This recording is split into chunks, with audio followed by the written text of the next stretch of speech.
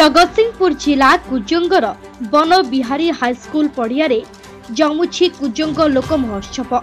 एही उत्सव रे विभिन्न प्रकार दुकान बजार सह छोटरू बड़ पर्यंत दोली लागिथिबा बेले एहाकु देखिबा लागि विभिन्न कोण अनुकोणरू लोकंक भिड़ देखिबा को मिलछि।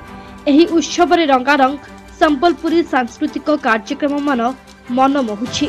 लोक महोत्सव तृतीय संध्यारे शरणाबिंदों मंच संयोजन कुजंग सरपंच वंदिता दास का सभापतित्व मुख्य अतिथि मिशन शक्ति और महिला शिशु विकास विभाग मंत्री श्रीमती बासंती हेम्ब्रम जोगदे कहिथिले कि महोत्सव भाईचारार संपर्क गढ़िथाए।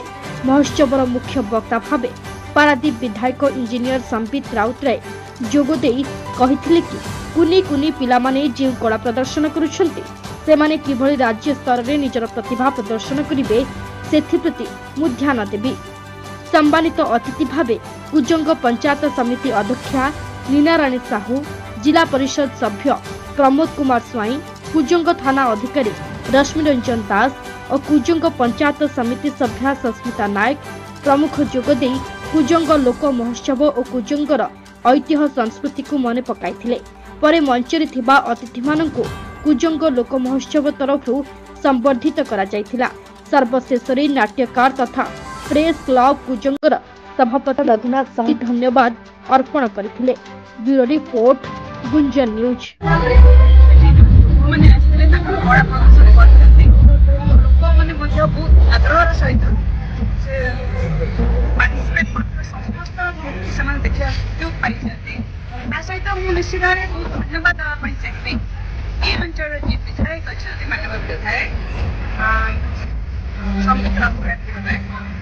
सुंदर प्रोग्राम आयोजन करछन्ती चारि रे स्टॉल लागिछि पाखापाखि 100 अधिक स्टॉल लगैछन्ती।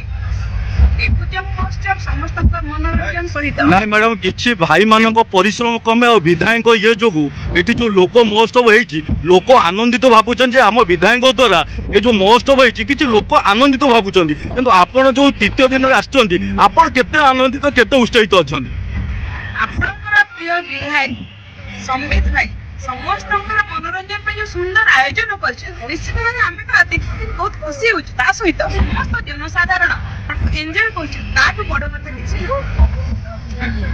कुजंग लोक महोत्सव तृतीय संध्या एवं आज आम भाग्यर कथा आम माननीय मंत्री श्रीमती बासंती हेम्ब्रम आज जोगदे आज उद्घाटन करते से आम समग्र कुजंगवासी तरफ अशेष धन्यवाद दूँ।